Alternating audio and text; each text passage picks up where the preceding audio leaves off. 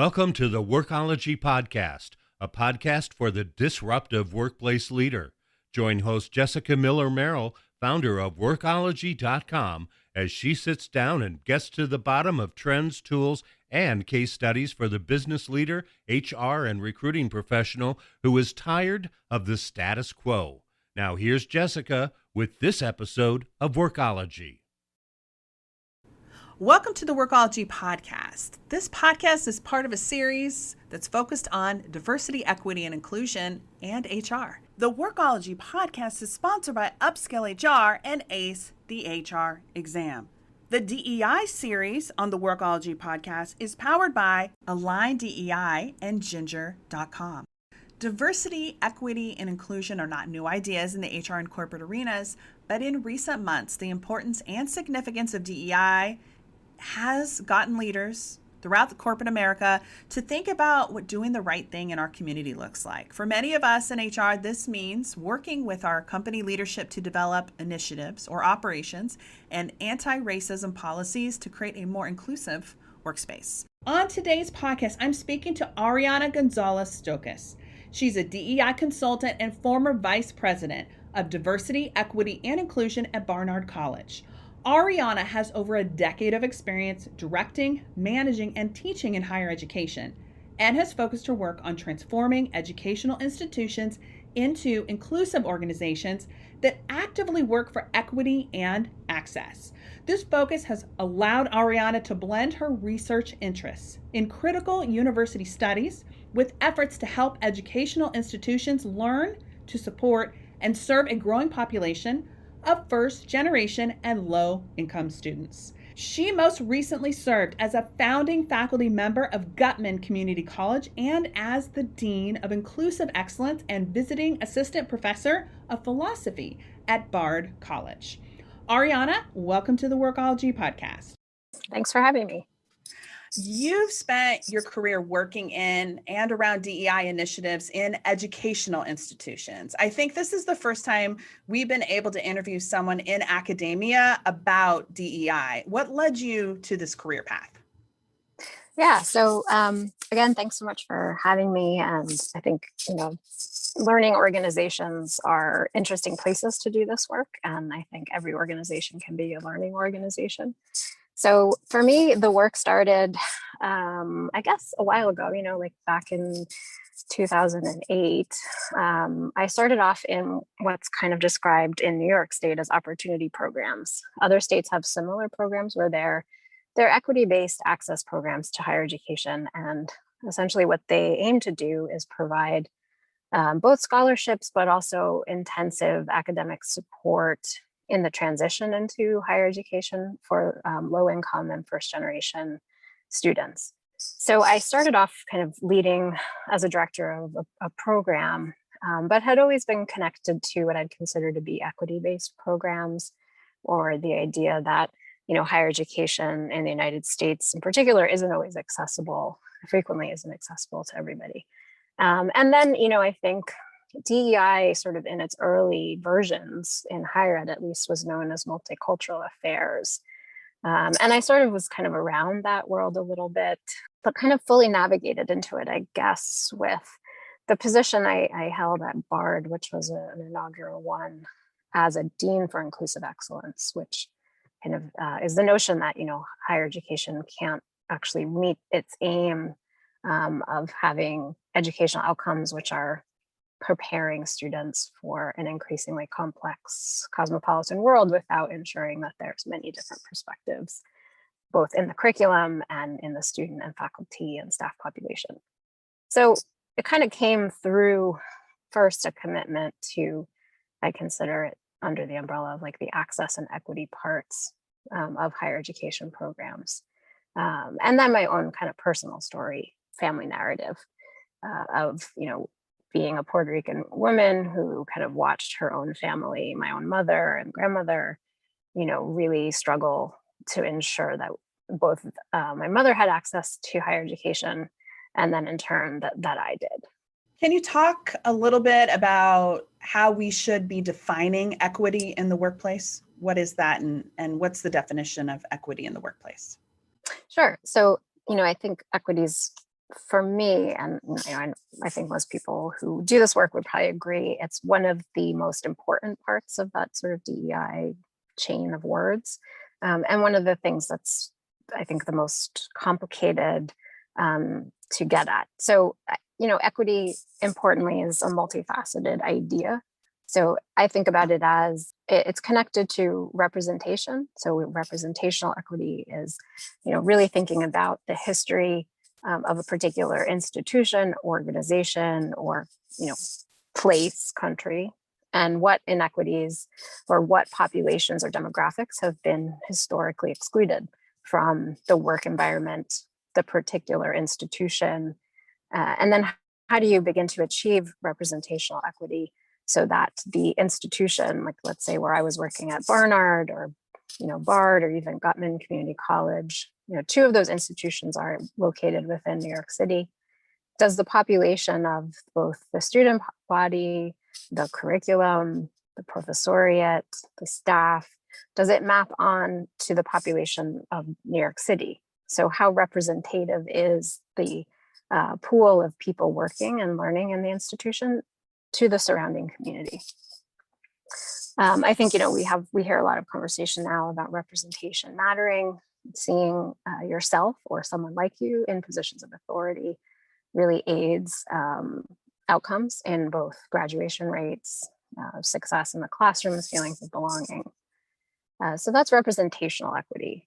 Then, there's resource equity, which is really, again, connected similarly to an attentiveness to place, to history, and to the resources available to people to be able to achieve equality. So we hear a lot about equality in our society, and equality is an aim, and equity helps get us there. It's a good way to think about it. So how do we ensure that communities or demographics, identities that have historically had under-resourcing are provided with the additional resourcing they need in order to achieve the same outcomes from their counterparts?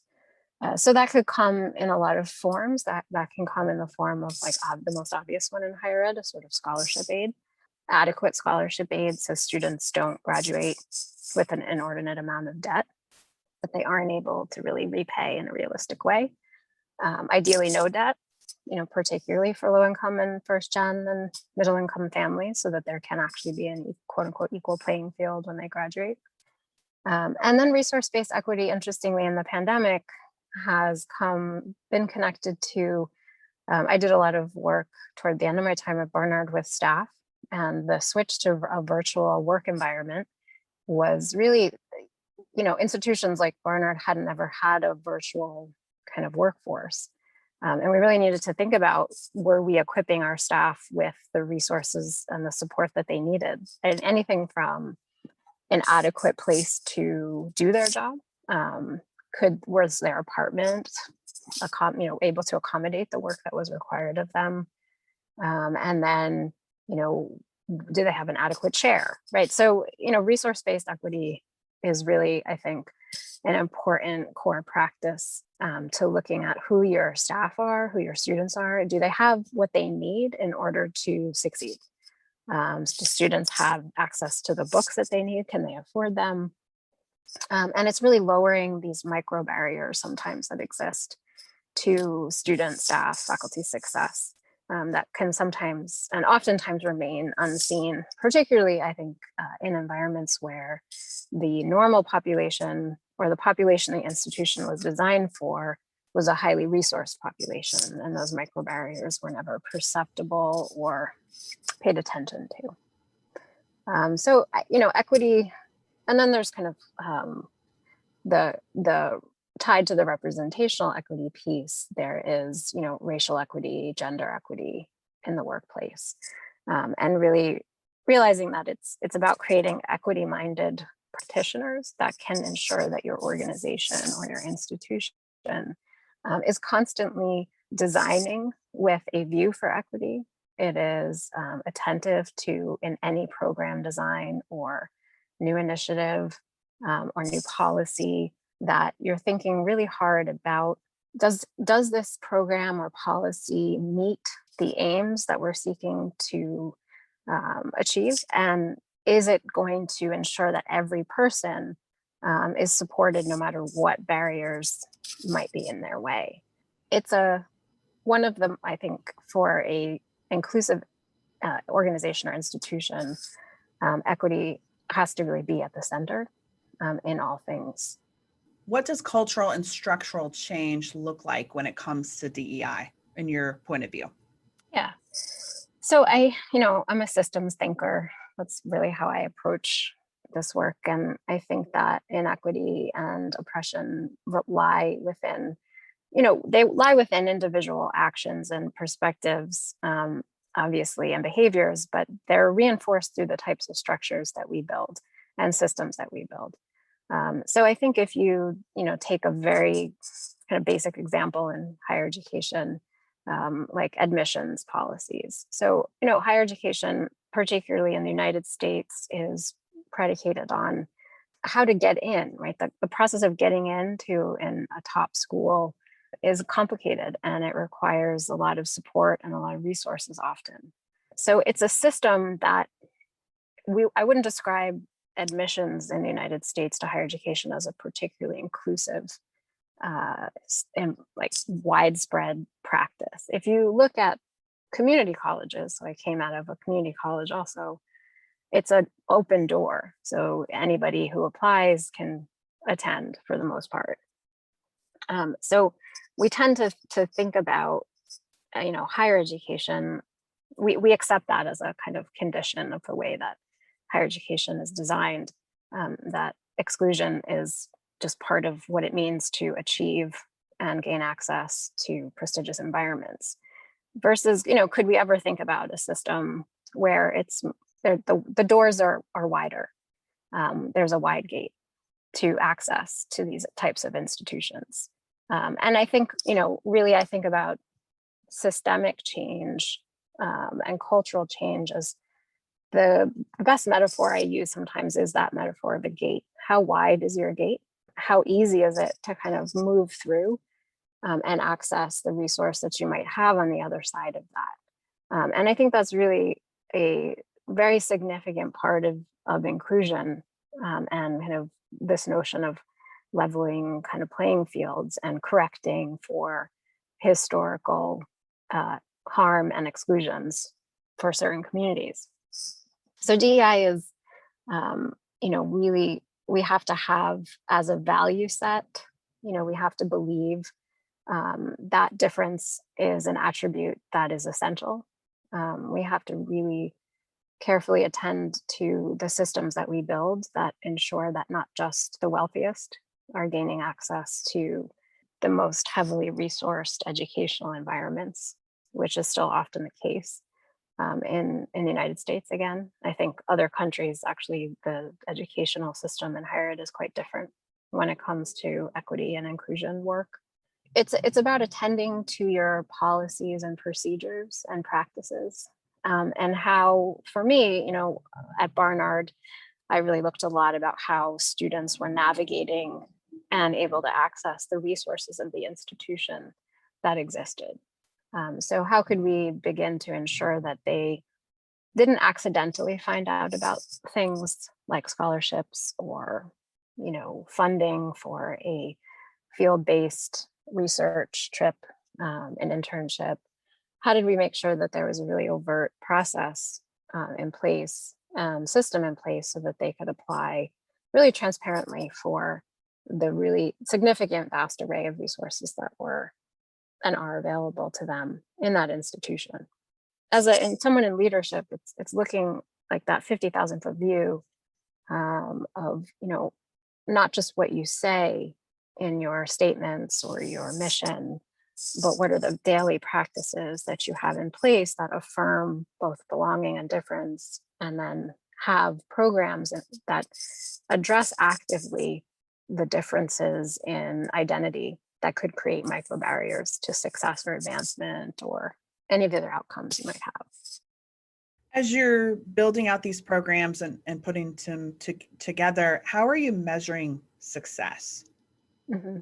So, I think in DEI work, it's one of the areas that needs a lot of focus. I think there's been a kind of checkbox approach where it's sort of like, we did 10, bias awareness workshops, and, we did it. But what the both cultural impact and organizational impact is of those, those series of workshops, is really the most essential next step. So I think that it's two things, I think this work has a lot of correlation, obviously, with human resources offices or people in culture offices, because it is about changing the culture of an environment as much as it is about changing the people who work there, or supporting the people that work there. So, I think that it requires this continual interplay, which weaves assessment and reflective practice into everything that you do. So an example of this is, if you're gonna launch you step into an institution, kind of like I've done, it's about getting to know the demographics, the history. So doing your research is really essential to that first step, of knowing what your outcome should look like. Doing a lot of listening, gathering of information, who are the people in the institution and what do they need? And what are they expressing as what they need? And then, building the container, as I think about it, for, what the expressed need is. And then always having that circular process where you filter back to those folks and say, is this getting you where you thought you might want to go? So an employee resource group is one example of this, an affinity-based group. And then I think helping those groups, just as one example, set some really concrete outcomes. And it could be anything from, this is a employee resource group for single parents. And what happens out of that group is they articulate they need better leave policies for single parents, or better daycare funding or supports. Have you been able to achieve that? I think, and have you been able to meet and lower those barriers that might exist for the demographics within your institution or your organization? And then I think it can be anything from the regular, looking carefully at retention rates of underrepresented staff or faculty and students. So what are the graduation and retention rates? Thriving metrics. So did you retain those folks? And then did they thrive? Did they achieve promotions? Did they achieve the outcomes even that they articulated upon hire or upon admission? So assessment work is this reflective, ongoing work to engaging with the difference that's continually present and changing in a given institution. And so for me, I generally work hand in hand with institutional research. And it's a, at the most basic form of it, it is really this ongoing listening and integration of the themes and the ideas that you're hearing in those listening sessions into programs and policies that are meeting the articulated needs. Because often it's sometimes the top down, where it's there's a kind of cookie cutter implicit bias workshop that everybody's going to offer, but that isn't always what an organization really needs to get at if their goal is increasing equity, racial equity, for instance, that might not be the mechanism. I appreciate you saying that, because I think a lot of HR folks are saying, okay, we need DEI initiatives, and then they want to take something off the shelf or directly from a consultant or some program, and they aren't taking the time to talk to their employees and then customize exactly what they need. Yeah, and I think it's this fine balance between because obviously folks are, capacity wise, this is a learning curve for many people too. So how do you learn quickly and integrate kind of what your learning needs are in your organization or your institution, while also realizing that you do have to customize it, because the culture I have found I've been in a number of higher ed institutions, and I've done consulting work for outside of higher ed.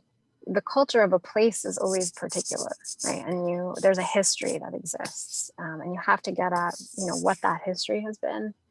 Some organizations, let's say, have a deeper legacy of misogyny than racism. or vice versa, right? So it's kind of, as a DEI professional, I think you have to really do that attentiveness to the place, and then you go out and you have to find the resources that could be an asset to the particular focus that you need to take. So I think about it as like you have to find the ground floor in that given organization or institution, and that takes a little while. And then you have to find your tools, right, from consultants or from, there's so much online. Sometimes there's too much.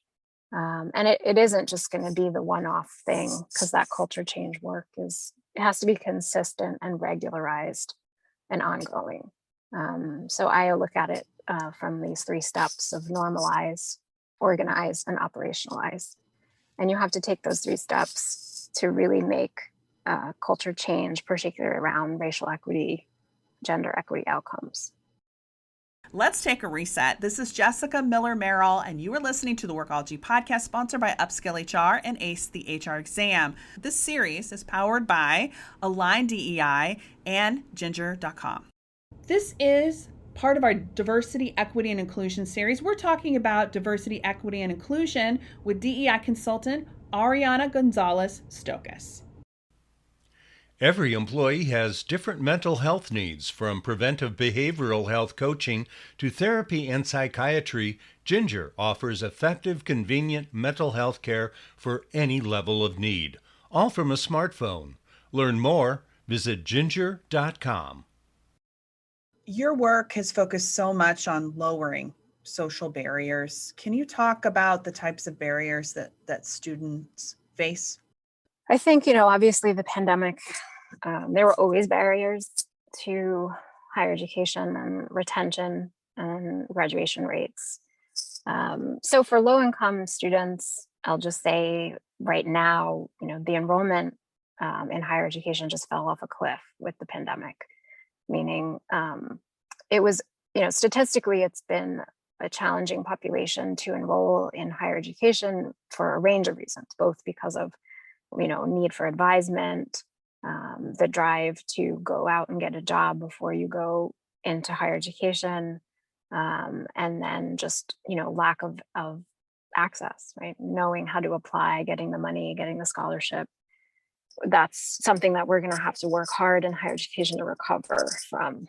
And then the barriers can be anything from a lack of access to a laptop. So we saw that during the pandemic. Suddenly all our students had to be online and virtual and remote. And some of them lived in areas of the world where there was no broadband access. And we, had to figure out ways to both get them laptops and then find a location where they could potentially access their classes. So those are, significant barriers that were there before the pandemic, but sort of were highlighted because normally they'd be physically on campus, is one example.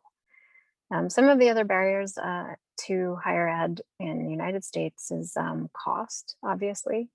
So, there's scholarships, and then there's loans, and then there's just the gaps that exist. So sometimes students get admitted to schools and their family takes out a significant loan, or their family doesn't have an ability to take out a loan. They have a gap of funds that they can't make up that money. When they are enrolled, some of the, I'd say, more micro barriers, they really are about time and pressure. So we have students who are under intense pressure because they're the first in their family to be in school. They are working 4 jobs and they're still sending money home to take care of families. So they get burnt out very quickly. Sometimes they sacrifice their meal plan for money so that they can send money home, so they're food insecure. The statistics on food insecurity for college students in the US is very high. So there's a real need to ensure that there is a holistically supportive environment for students to succeed, because there's some incredibly bright students who life gets really complicated along the way, and they need consistent, intense advising and support, and even sometimes how to access your books.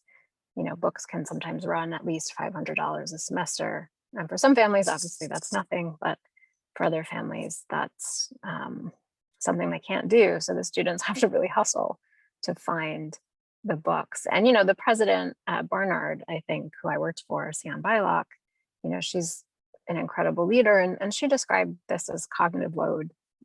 She's a cognitive scientist. And it's important to lower the cognitive load, because then that means they're focusing on many other things besides their studies. And that can lead to lower GPAs than they might want. And then the last thing I'll say about that micro barriers is also access to like internships, paid internships to kind of be that pipeline to the career they might want.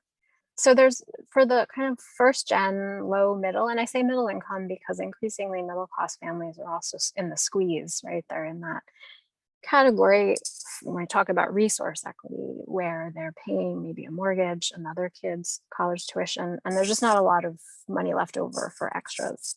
We could talk a lot about the different micro barriers that exist, particularly for undocumented Black and Latinx students that arrive on predominantly white PWIs, predominantly white institutions. The kind of hurdle around belonging in those institutions exerts a whole nother kind of stress than white students who come from environments where it's not a big shift for them. So, there's many, many layers to supporting both racial equity in predominantly white institutions than one would, I think from the outside. One of the things you said to me on the prep call was talking about the importance of community colleges and how they really help provide resources and also affordability to low to middle income, for often first generation college students. And I attended community college for that exact reason, but I hadn't really thought a lot about it. I mean, I was a Pell Grant recipient. My family was incredibly poor, and I am so thankful for the ability to go to community college, because I don't have the debt that so many others have, and I still got a great education. Yeah, I'm a huge. I can't even describe, how important community colleges are to both social mobility, but educational access in the United States. They have been, I think, culturally stigmatized in a way that is problematic. And I really hope that that begins to change more and more, especially with this notion of, I'm not someone who thinks, we should value our educational institutions by who they exclude.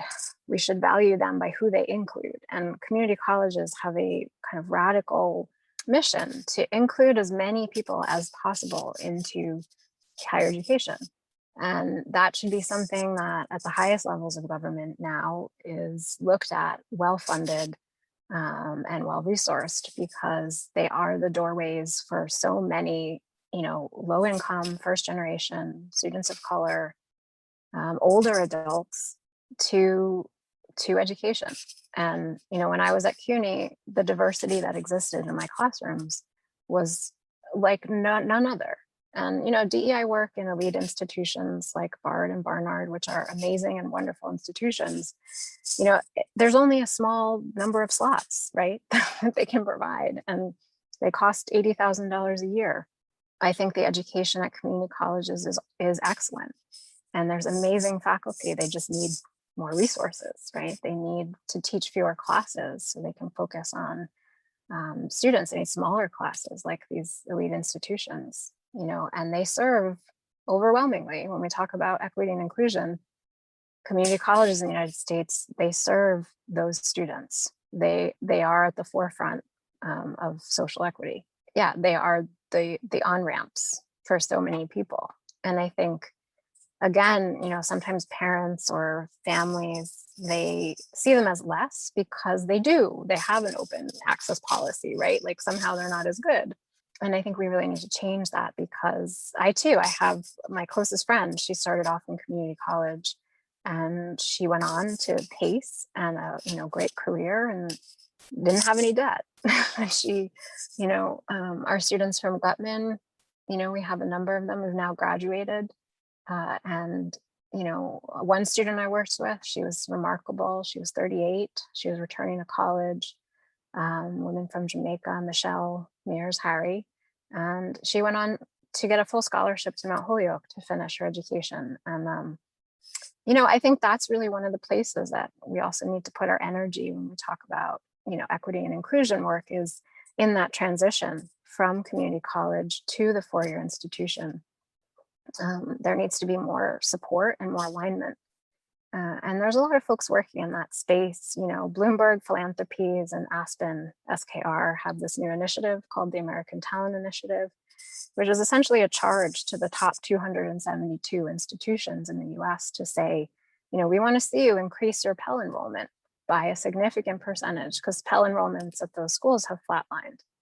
And what they concluded, a few years ago was really the focus needs to be on community colleges and transfer from community college to these four-year schools. And that's where they're encouraging the focus to be. But the truth is, private higher ed at the top levels in the US, the most elite of these schools, they don't accept transfer students, some of them. There's not even any slots for transfers. And that's really sad, because you've got the best and the brightest at some of these community colleges. And there needs to be space for them in those super resource-rich environments. So yeah, I think that really, as a country, especially right now, post-pandemic, I really hope that we turn our resources and our attention to those community colleges. And I think there's a good advocate in the White House in the form of Dr. Jill Biden, who's been a professor at community colleges for many years. Can you tell us a little bit about the new model for access and equity that you created at Barnard? Sure. So during my time at Barnard, when I started there, like many institutions, and this was a model that I learned from CUNY, so the City University of New York.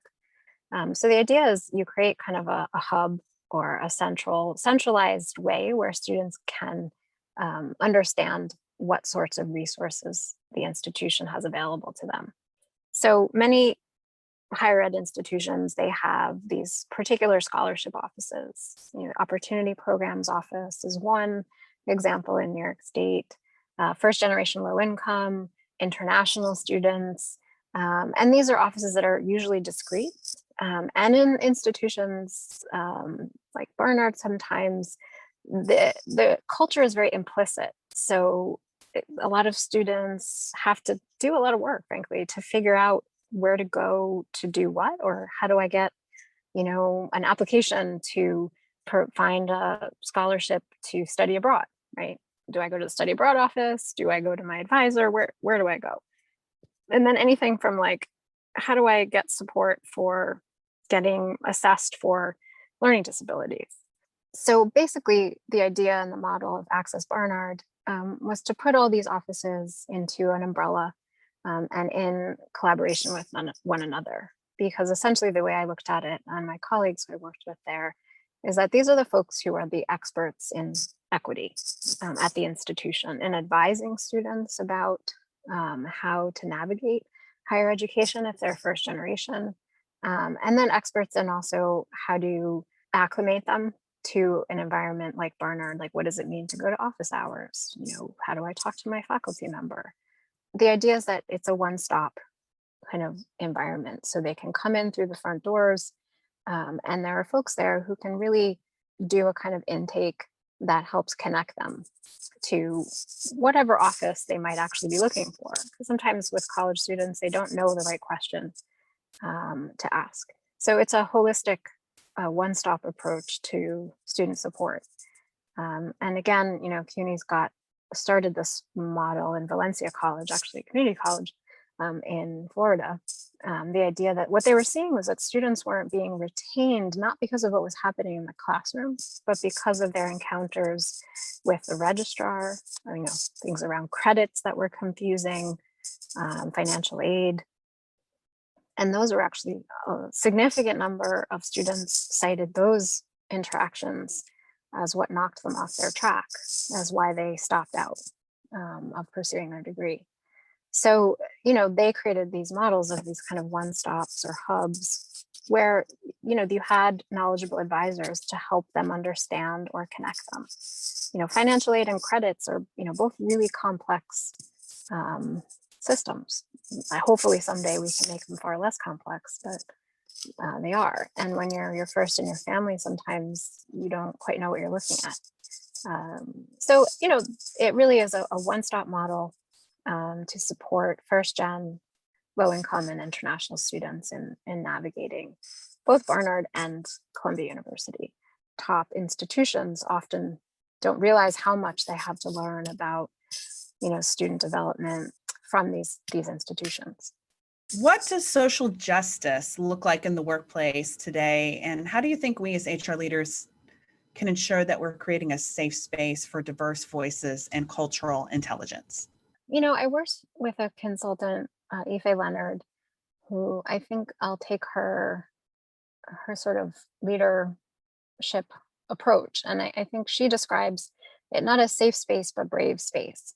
And I really like that, because I think that brave space is about creating an environment where people can be honest. I think that honesty and transparency, and I'll use this word we hear a lot right now, accountability, are all really the core as to what gets us to socially just workplaces. Without those things, it's really hard to get there. And, brave space has to also include the idea that everybody is learning. And I see like racial identity development as it's a developmental process, and organizations, need to approach it that way and help their employees understand that, and that everybody is at a different level in their racial identity development. And you don't need to bring your whole personal life to the workplace. Not everybody's comfortable with that. But how do you understand your social identity and how it tracks onto your particular workplace? And again, then go back to that the importance of awareness to your particular work environment. So my social identity in a work environment, I need to have an attentiveness to what that looks like and what it means. And, that's a really, again, like a ground floor. And cultivating that brave space is normalizing, right? You have to normalize, talk about racial equity as one example of an equity area. You have to normalize a racial equity framework as part of your process whenever you are doing a hiring, whenever you're creating a program, whenever you're thinking about what promotion looks like or what your performance reviews look like. Like, racial equity frameworks should be at the table all the time. If your aim is justice and your aim is to correct for historical exclusions, I think a lot about reparation and what that means. What does it mean for institutions that have developed and benefited historically from both the slave trade and the dispossession of First Nations and Indigenous people? They are in existence today because of those legacies of harm and exclusion. So how do you begin to repair or amend that harm? And I think those need to be at the core of how corporations think, how certain higher educational institutions think, and then the actions they take, not just the statements, right? We have a lot of statements. We need to see a lot of action and policy. So there's a lot of work to be done. But the ground floor of that work, I think, has to be creating environments that are brave, that are transparent and accountable. And accountability means that you are clear about what your role is and what you are responsible for carrying out.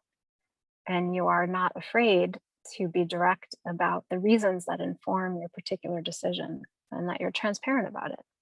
And that when something goes wrong, you're willing to step out and say, let's try this again. This was a mistake. We're going to keep trying again. And here's how we're going to do it.